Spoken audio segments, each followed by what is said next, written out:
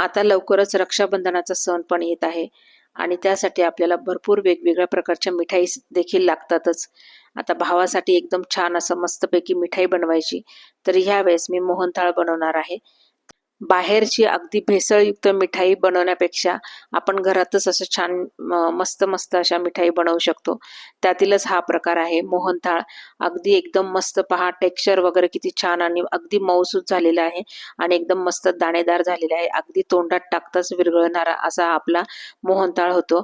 आणि मोहनथाळ बनवणं ना अगदी सोपं आहे. फक्त ज्या सांगितलेल्या टिप्स जर तुम्ही फॉलो केल्या तर तुमचा पण मोहनथाळ असाच बनणार आहे. बघा किती सुंदर आणि किती छान दिसतो आहे. चला तर मग इथे रेसिपीला सुरुवात करूया. तर मोहनथाळ बनवण्यासाठी इथं तुम्ही कोणत्याही बेसन पिठाचा वापर केला तरी चालेल. तर इथे मी सम्राट बेसन पिठाचा वापर केलेला आहे. तर इथे मी 2 कप जे आहे ते बेसन पीठ घेतलेलं आहे.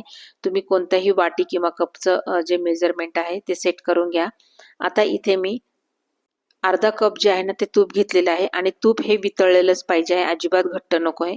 आणि अर्धा कप तुपामधलं मी इथं 3 टेबलस्पून जे आहे तूप जे आहे हे बेसन पिठामध्ये टाकून घेणार आहे.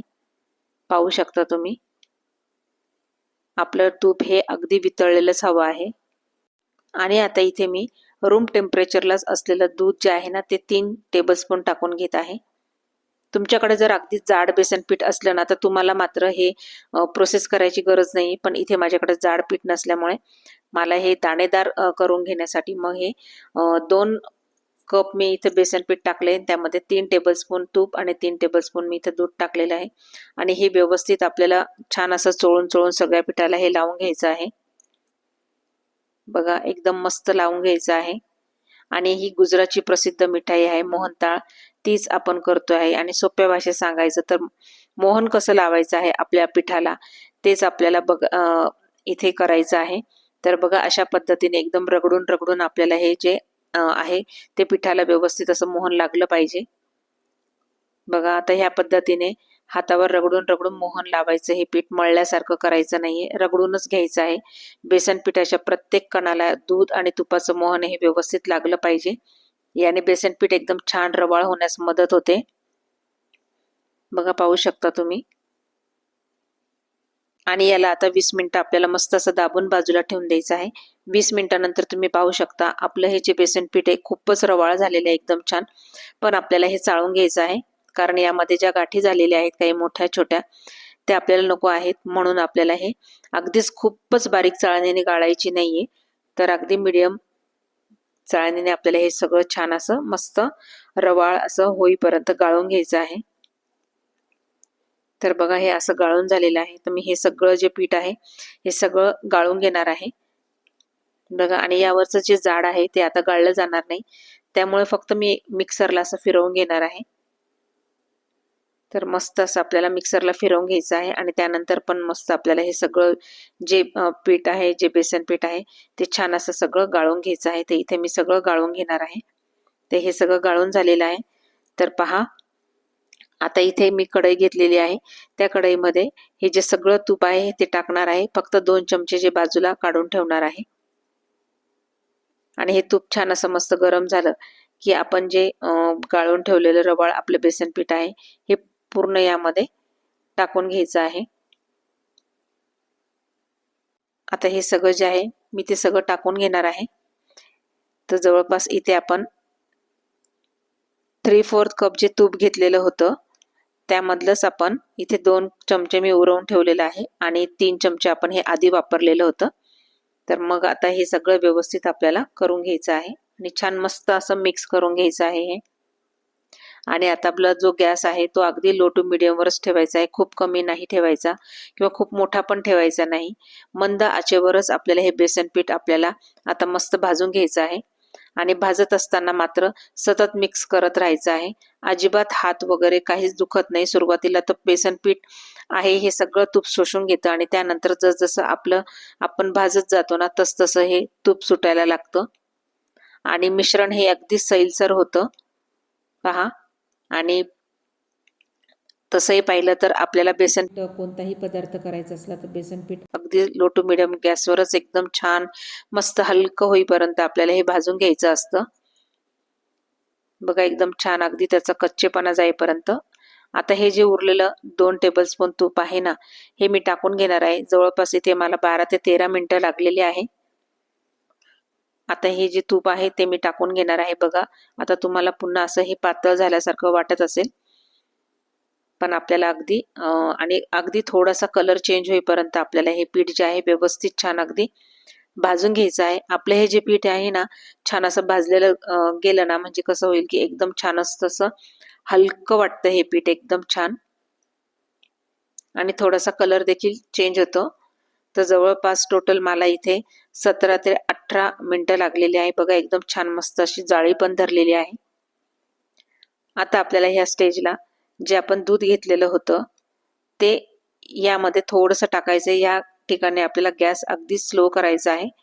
बघा, अगदी थोडंसंच टाकायचं आहे आणि जसं आपण दूध टाकतो ना, तसं त्याला पिठाला अगदी जाळी पडते आहे. बघा, एकदम मस्तपैकी असं फुलून आलेलं आहे ते,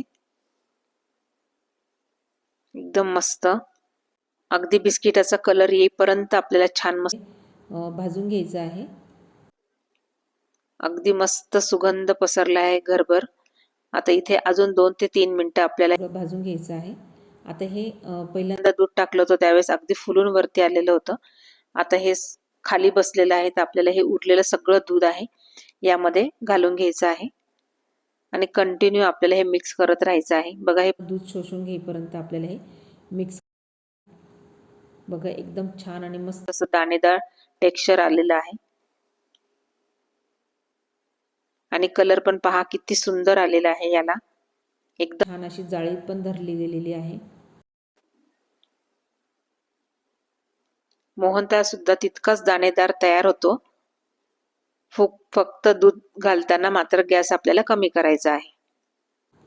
तर बघा, आता हे आपलं तयार झालेलं आहे. तर मी हे खाली उतरवून घेणार आहे आणि 2-3 मिनिटं आपल्याला हे कंटिन्यू असंच हलवत राहायचं आहे, कारण आपली जी कढई आहे ती खूपच गरम. तर मग मी हे साईडला असं लावून ठेवत आहे, कारण नंतरला तर कढई खूपच गरम असते.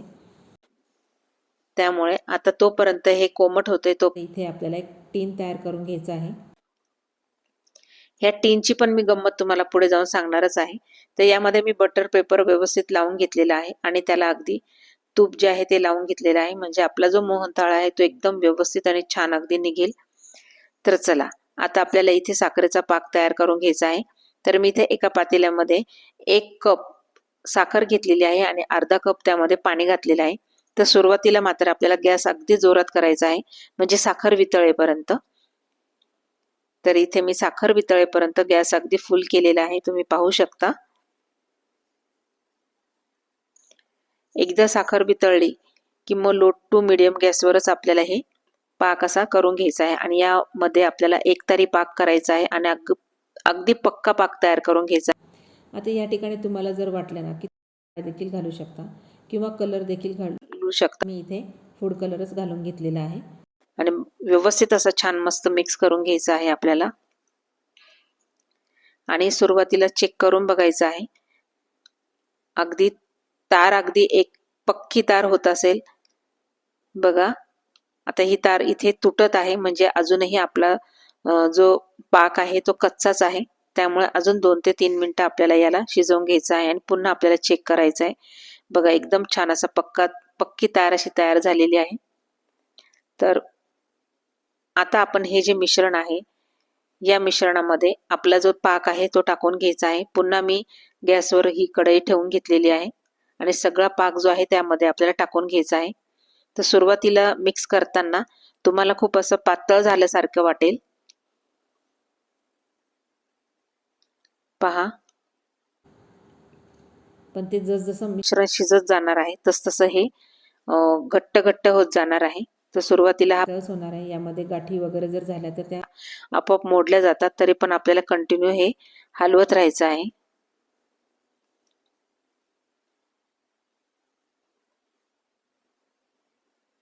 बघा, ह्या मिश्रणामध्ये एकदम छान मस्त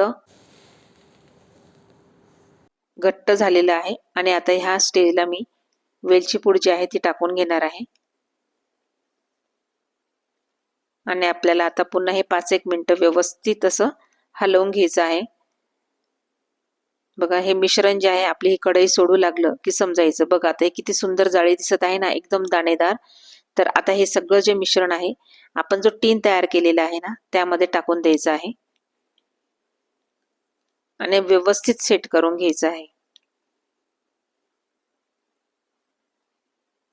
बघा आता इथं छान मी मस्त व्यवस्थित सेट करून घेत आहे. तर इथे गंमत सांगायची म्हणजे मी आधी तर चौकोनी टीन घेतलेला होता आणि आता बघा याच्यावर पूर्ण आपल्याला बदामाचे जे काप आहे टाकून मी पुन्हा सेट करून घेत आहे.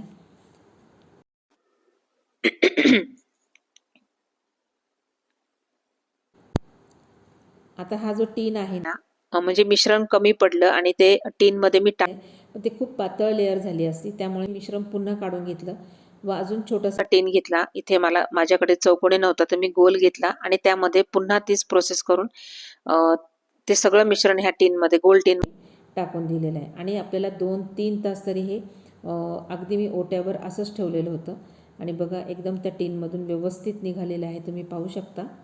आता यावर मी जो चांदीचा वर्क आहे तो यामध्ये लावून घेतलेला आहे. तुम्हाला जर आवडत असेल तर लावा, पण याचा अगदी छान अगदी आपल्याला मार्केटमध्ये जसा मोहनताळ मिळतो ना तो छान अगदी लुक येण्यासाठी म्हणून मी हा चांदीचा वर्क जो आहे तो लावून घेतलेला आहे. आणि आता आपल्याला याच्या वड्या कट करून घ्यायच्या आहे. जशा तुम्हाला लहान मोठ्या वाटत असतील तशा कट करून घ्यायच्या आहे. इथपर्यंत जर तुम्हाला माझा व्हिडिओ पाहिला असेल आणि तुम्ही आवडला असेल तर नक्की एक लाईक करा आणि सबस्क्राईब करायला मात्र विसरू नका. बघा एकदम छान मस्त असा हा मोहनथाळ तयार झालेला आहे. खूपच छान, अगदी खाताना सुद्धा खूप दाणेदार लागतो आणि तोंडात टाकताच विरघळतो. खरंच खूप छान लागतो. तर तुम्ही ह्या पद्धतीने ही रेसिपी नक्की ट्राय करून बघा. आणि जाळी पण खूप सुंदर आलेली आहे, खूप छान पण दिसत आहे आणि खूपच छान झालेला आहे. तर एकदा नक्की तुम्ही हा मोहनथाळ नक्की ह्या पद्धतीने करून बघा. सगळ्या सांगितलेल्या टिप्स ज्या आहेत ते तुम्ही फॉलो करा आणि तुमचाही मोहनथाळ असाच बनेल.